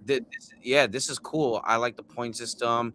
It kind of means like anyone could lose, but then win right back again. Like it's all built in. Like the in-ring story is built in without having to do too much production and stuff. So all positive things, but like you said, this is all about Okada and Takeshita. And didn't you say Okada's knees are bad? Gotta got Nah, me bad. Tanahashi's knees. Oh, okay. I thought you said Okada's knees are bad, but I think it is gonna be about Takeshita, right? No, I'm laughing. I'm just realizing I had the wrong mic on the whole time, but it's all good. Your audio was still coming in mad clear. That shit Oh, it was good was? money. Okay. Yeah, you clear. Yeah, All right. yeah, Well, yeah. whatever's clever. But yeah, like I'm looking at the points. I'm looking at the table right now, and it's just like, yeah, it's kind of leaning in there. Kind of, I'm a Kyle Fletcher fan. I'm kind of tight that he's gonna get asked out on this whole thing, Yeah, but he's clipped. He's out of He's clipped. here. He's yeah, about to be clipped. I and was surprised I was when he lost to Pac the other day. I was yeah, like, wow. Like I know this is Pac's hometown, but I didn't see that. I thought that like Kyle Fletcher probably would have had like maybe I thought he was gonna win that match at least. And I was I'm surprised. cool with it. No, I'm cool. I'm absolutely cool. Yo, birthday. By the way, if you're enjoying the Continental Classic, we were talking about New Japan, the previous segment. This is modeled after a tournament called the G1 that they do every year over the summer. Mhm. So if you enjoy the Continental Classic, the G1 is like the real shit. Like that's Yeah. you know what I mean? Like this is Yeah. dope and it's fire. The G1 is like this, but every day. This happens on Tuesday, Wednesday, Thursday, Friday for a month. Yeah. Like, This feels like some Yu Yu Hakusho dark tournament shit, That's why Yeah. that's why Yeah. I kind of like this whole thing. It's Yeah. kind of cool. Yeah, But they do that round robin tournament and then they get to the finals. Like it's really, really good stuff over there. yeah. But yeah, like I think like this has been some really, really good matches and really good showings in general. I think the only person that's gonna just take a straight L is gonna be Jack Perry. Like Roddy Strong. No, but he at least didn't he win a match though? He's eliminated. No, he's 0-3. No, he's eliminated now, but he didn't win a match. There's no match at all. He did. I'll never give up. Yeah, I'm well, like, somebody, "All right, bro. That's your somebody, character. Got somebody it." got to be the guy. It is what it Yep, is. that's definitely him. And Jungle Jack Perry has no wins either. 0-2. Yeah. So, I feel like we gave a good scope. Also, Yeah. real quick, shout out to the Babes of Wrath Women's Tag Team Champions. They finally crowned Absolutely. them champions. Mhm. So, big Absolutely. salute to them. I think they're That's about gonna to be have a cool. tag match against Athena and Mercedes. Mercedes. I hope they Yeah. don't lose that one, man. I tell you. No, they're not. I don't think they're gonna lose. I really hope they don't lose. Who takes the pinfall in that one is tough. Mercedes. I would say, I would go if this were a couple of months ago, I would say Athena, but it makes all the sense in the world to say Mercedes right now because like that's her storyline, her downward spiral. Like there's a few really good downward spiral stories that are going across different promotions, and I think Mercedes is a really good one right now because she has so much to lose, but you see her losing it in real time. And we're all loving it. Yeah, like I think it's cool. Yeah. I just love how everybody's like, yo, why she's winning all the belts is whack. It's whack. It don't even make no sense. It's like a tinfoil belt. And now she's losing the belts. Like, yo, this is amazing. This is an amazing storyline. This is It's great. coming full circle. Wrestling fans know nothing. It's Mhm. coming full circle. Know nothing. Like, We no, love nothing. watching her lose. We love the hate watch. This is what Just it's all about. enjoy the show. Like, it's a good show most of the time. Fellas, I'll I give got it to them. something. They really built her up to be very not likable. I give them that. Like, Which is dope. Like, yeah, I really don't Yeah. like her, bro. that's and I dope. know Like, that consciously. Like, so yeah, I'm like, you feel more yourself. lose, Like, bro, more I'm wins. I work in advertising. I am a sucker for a good ad. Like if there's something that I see that's like, oh, this is dope. Like I know what's happening, but I'm like, let me go to the website. Let me see how much it costs. You know what I mean? Like Right. Yeah, like just it's allow yourself to be worked. It's okay. We're wrestling, Phil. I saw that.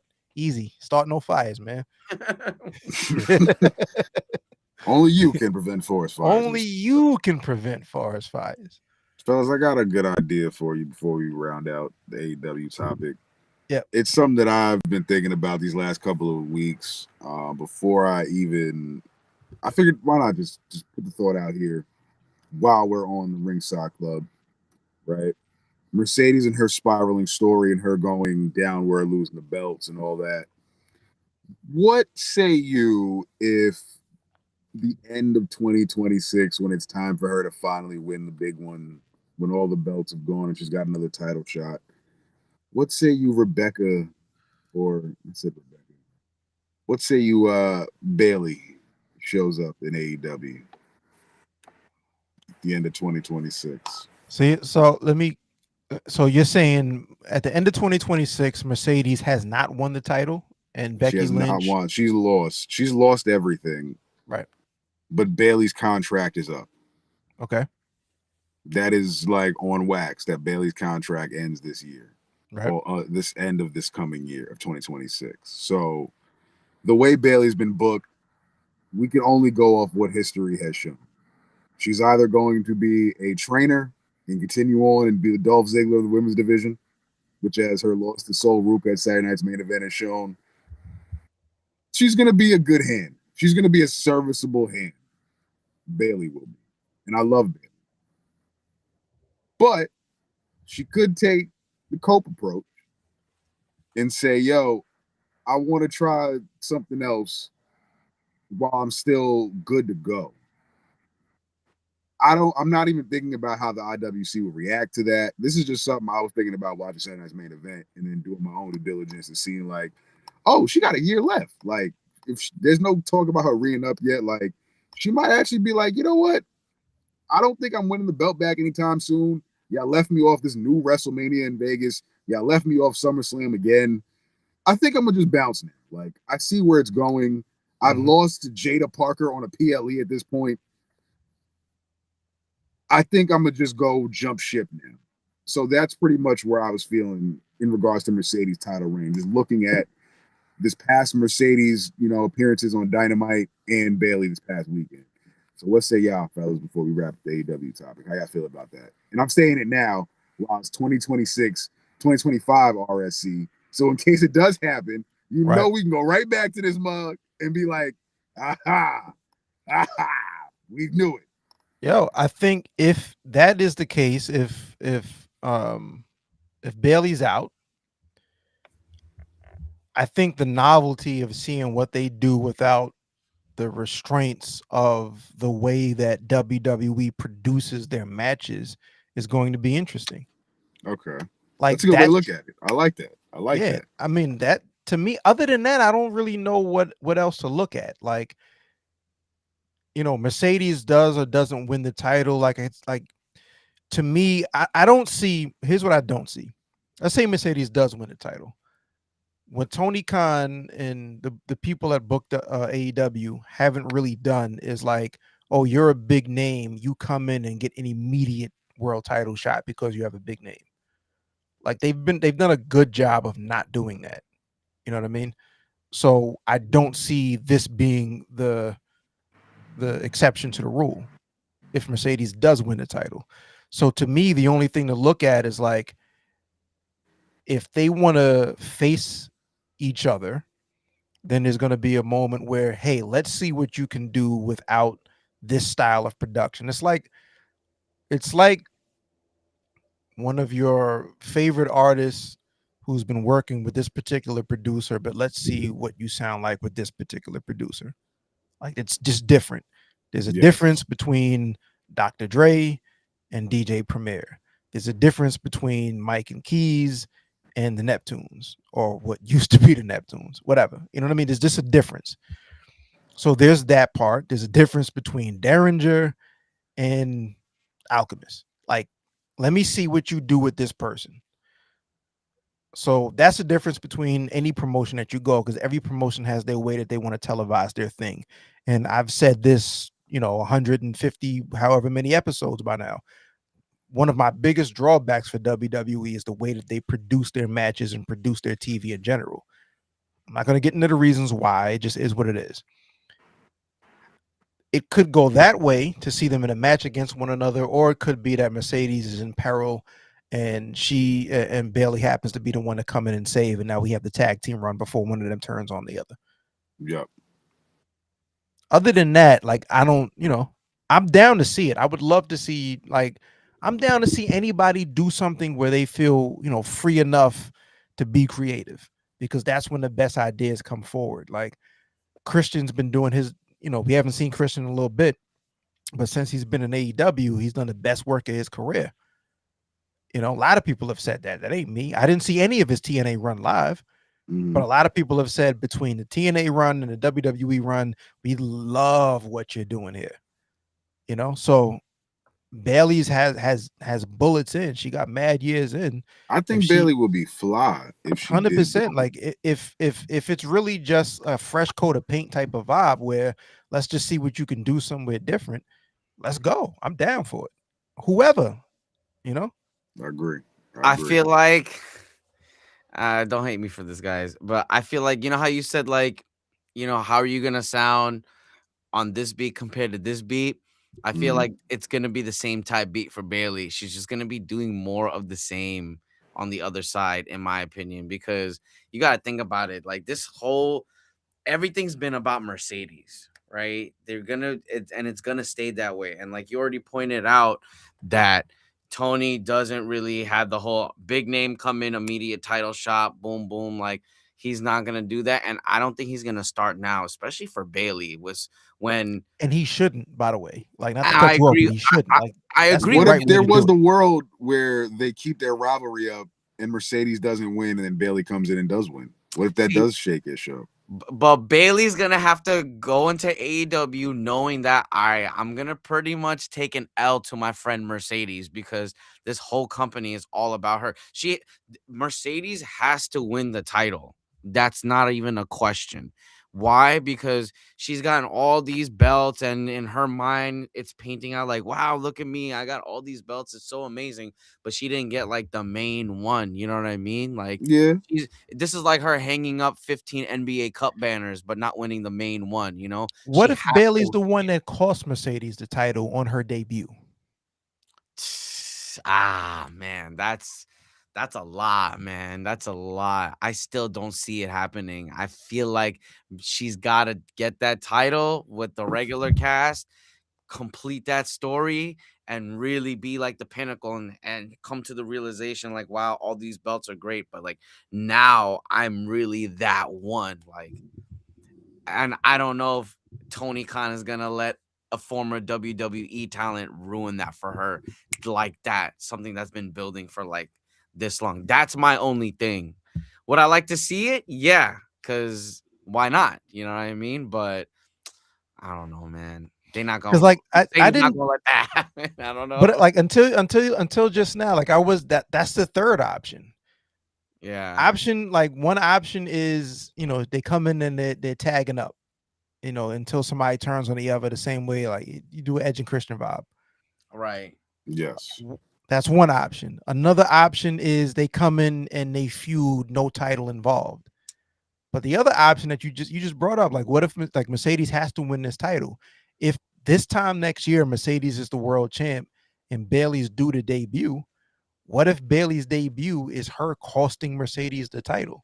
She doesn't have to be in the match with her. She's the one that comes out. Gunsmoke. Then whoever Mercedes is lined up with in that match right now, and brand new champ, Mercedes ain't even concerned with the title now. I hate you. You're supposed to be my sister. Yo, you did this to me.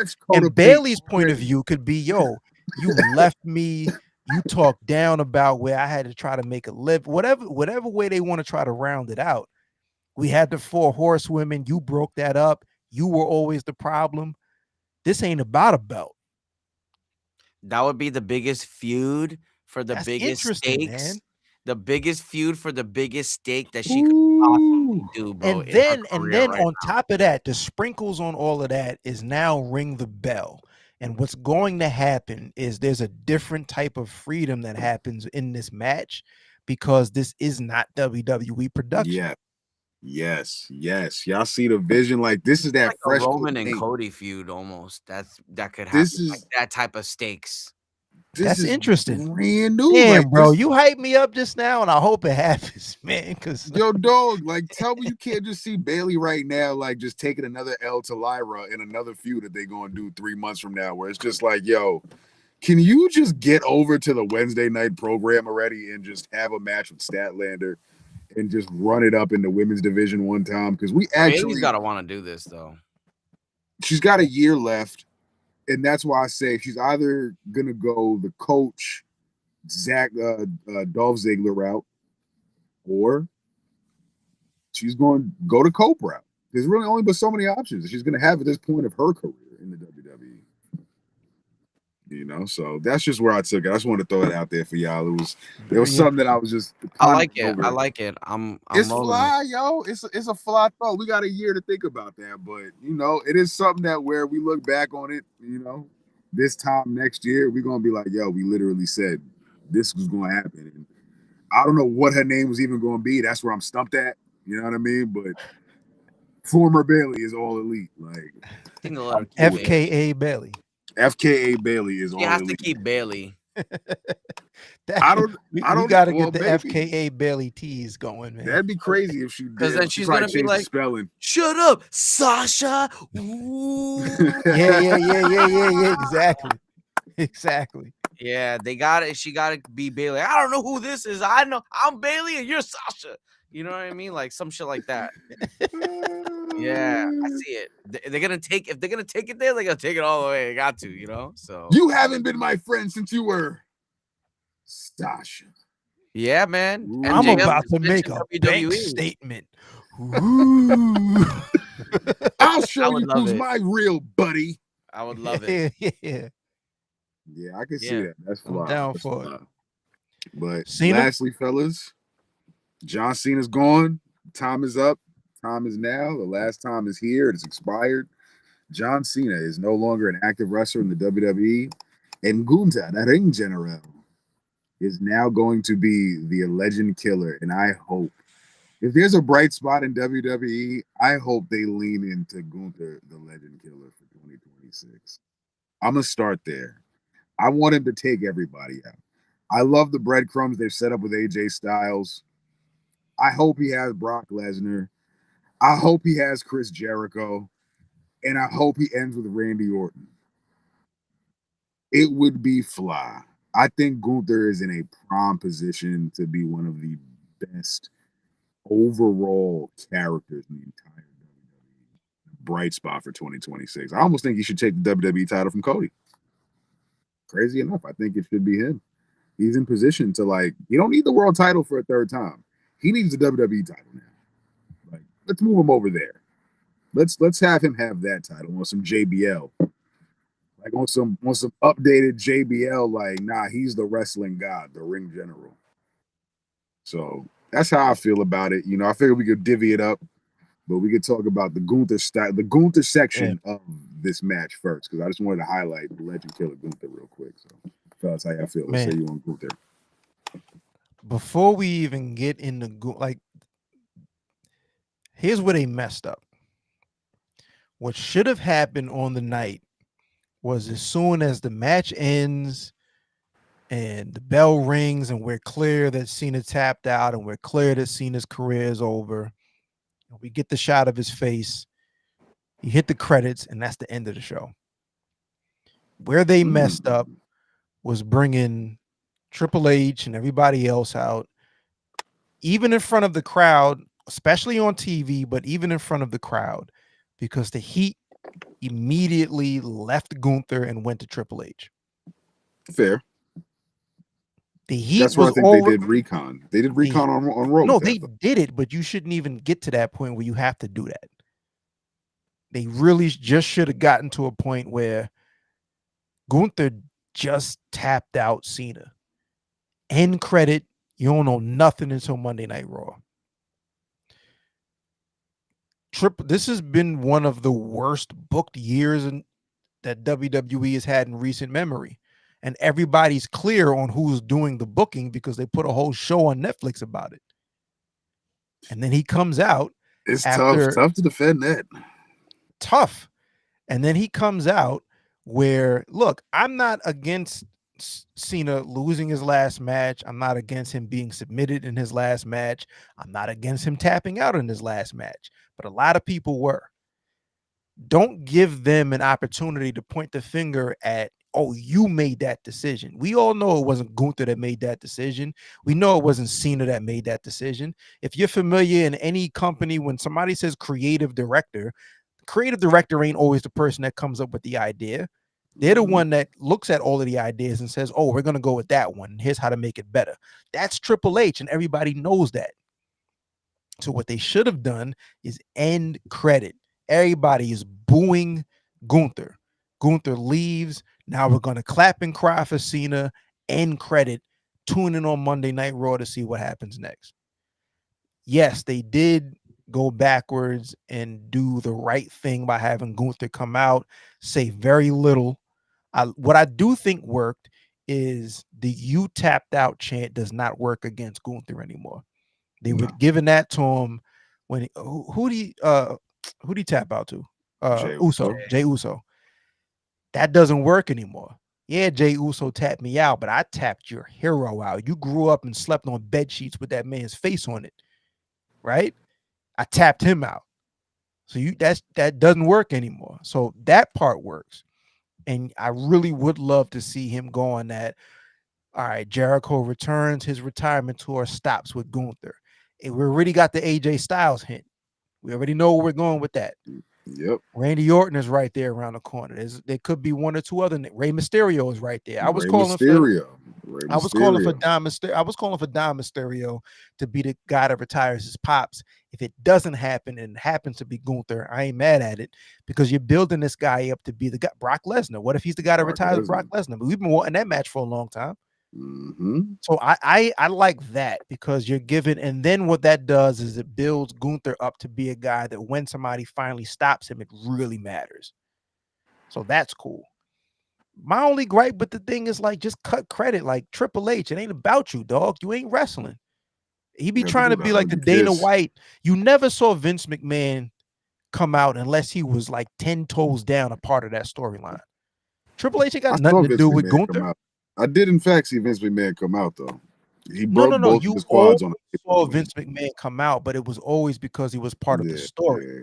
It wasn't because he just wants to come out and like I gotta get his guy his flowers. Like, chill, dog. Like it ain't about you. It ain't about you. Man. Yeah, like you gotta come out and Stephanie gotta come out and we gotta like point at the sign and play the video and zoom in real close on Cena so you can catch him when he cries. Like, chill. You know, people actually wanted Cena to give a speech. Like your alternative ending, I didn't hear any. Don't have to. You always don't have to give people the thing. There's gonna be mad moments on any press run that John Cena is on where you can ask him his thoughts on not wrestling anymore. We don't need this right now. Keep it kayfabe, fam. What did Triple H have to do with Gunther versus John Cena? Book it. That's it. So don't break the wall down. Like. Book it, Dano. People are booing Gunther. Let people boo Gunther and then boom some more on Monday. Yeah. So that's how I feel about it. Like I ain't mad. People are like, yo, you gotta if you're going out, you gotta go out on your back, and he did the right thing. And other people are like, oh, he wanted to come in and cheer for him, whatever. Like there's no wrong decision either way, in my opinion. You can have him lose, you can have him win. It works either way.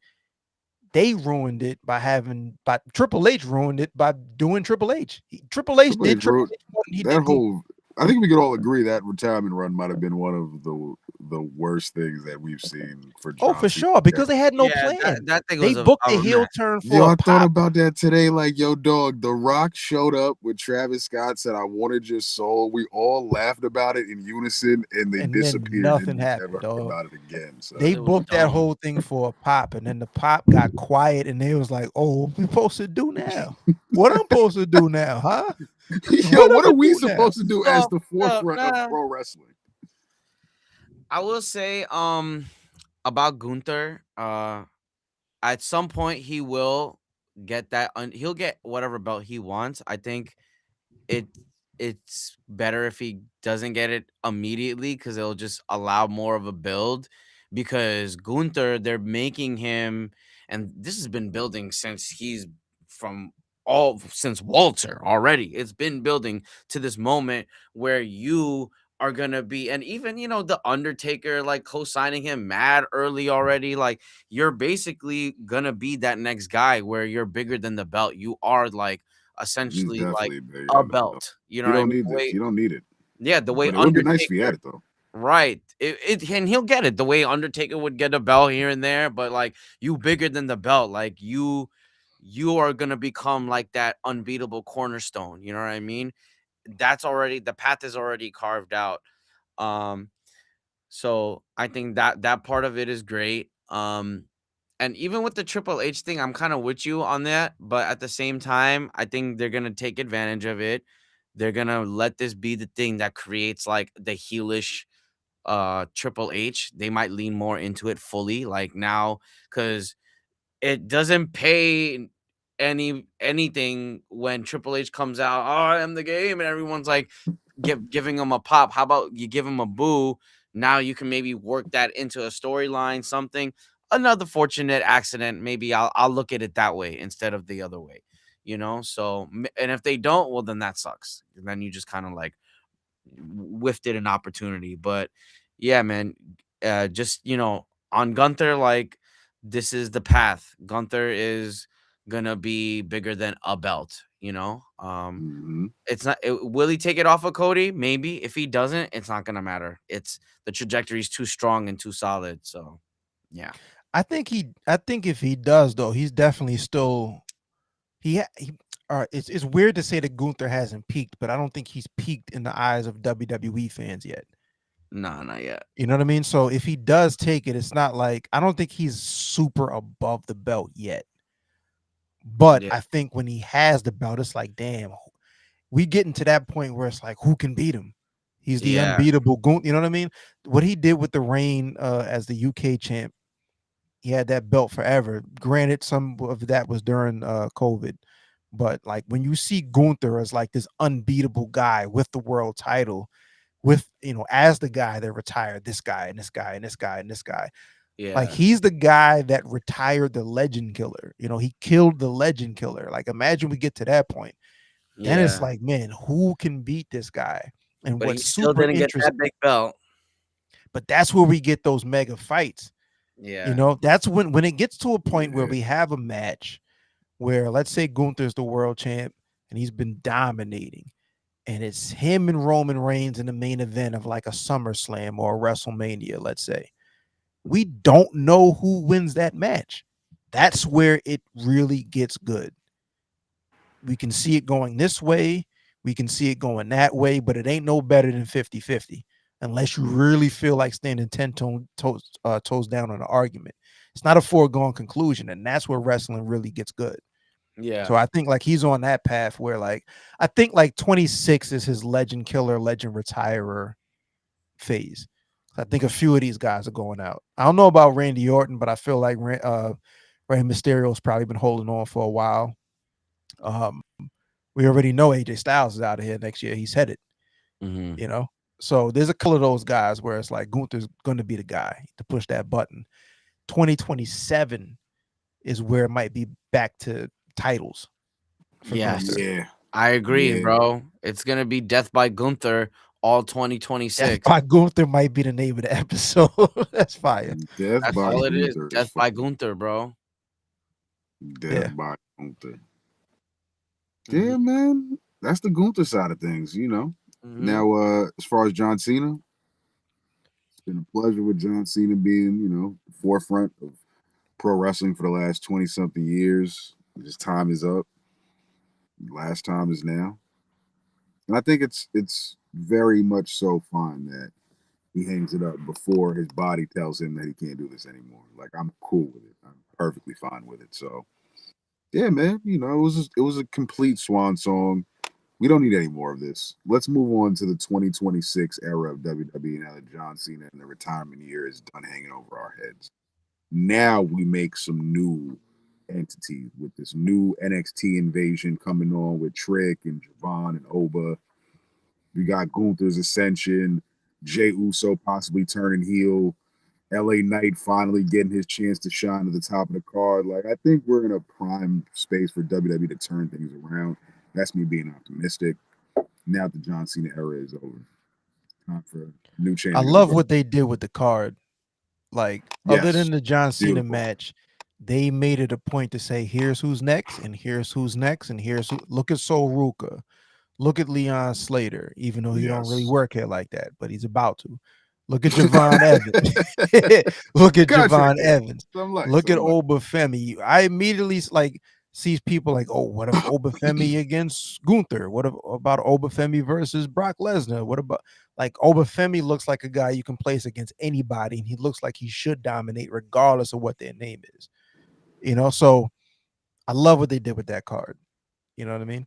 And just like as far as John Cena, the thing about John Cena with me is a little weird because John Cena, the bulk of his career was during the time when I was really out of wrestling like that. I was tapped, bro. Yeah, like I remember the third Rock versus Austin Mania match, and right after that, I was out, and I would tap in here and there, but I wasn't watching regularly, really until the pipe bomb. By that time, Cena was not only established, but he was like the franchise. So I was familiar because I would tap in and see what he's doing here and there.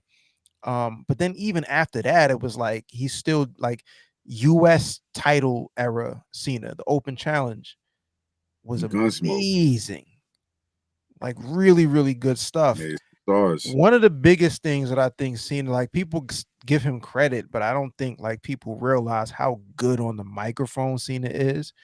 I think it can go too far because it could be like we were talking earlier, like an Austin Theory type of situation where you're buried. This ain't storyline no more. You can't win. You cannot win.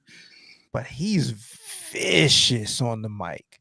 And when it stays within the window of like kayfabe and story,